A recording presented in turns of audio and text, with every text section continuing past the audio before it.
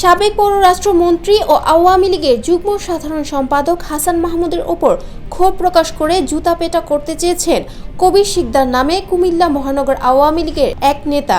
শুক্রবার সকালে নিজের ব্যক্তিগত ফেসবুক আইডিতে এক পোস্টের মাধ্যমে এই মন্তব্য করেন তিনি। আওয়ামী লীগ নেতা কবির শিকদার কুমিল্লা মহানগর আওয়ামী লীগের ত্রাণ ও সমাজকল্যাণ বিষয়ক সম্পাদক। তিনি কুমিল্লা জেলা ছাত্রলীগের সাবেক সভাপতির দায়িত্বও পালন করেছেন।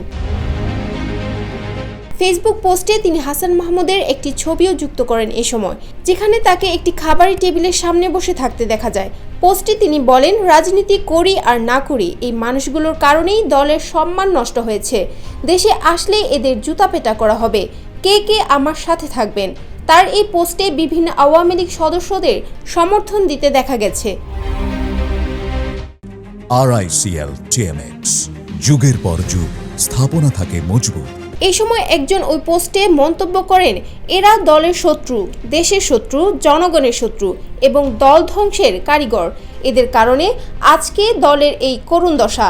আরেকজন বলেন, এদের কারণে আজ আওয়ামী লীগ শেষ। শেখ হাসিনার সরলতার সুযোগ নিয়ে বড় বড় নেতারা দেশটা লুটে পুটে খেয়ে শেষ। তাদের অপরাধের দায়ভার আজ আমাদের কাঁধে এসে পড়েছে। ওই পোস্টের বিষয়ে কবির শিকদার বলেন, এই হাসান মাহমুদরা বঙ্গবন্ধুর যে আওয়ামী লীগ, তৃণমূলের যে আওয়ামী লীগ, সেই আওয়ামী লীগকে ধ্বংস করেছে। আমাদের প্রিয় নেত্রীকে ভুলভাল বুঝিয়েছে।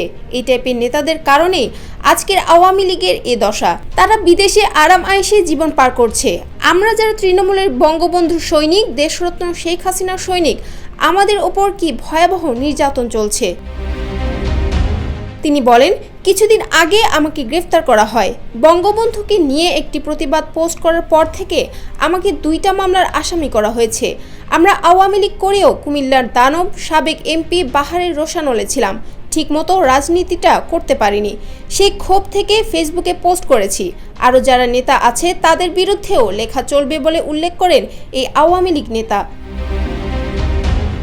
ছাত্র জনতার অভ্যুত্থানে 5 আগস্ট আওয়ামী লীগ সরকারের পতনের পর আত্মগোপনে চলে যান হাসান মাহমুদ সহ আরও বিভিন্ন নেতারা।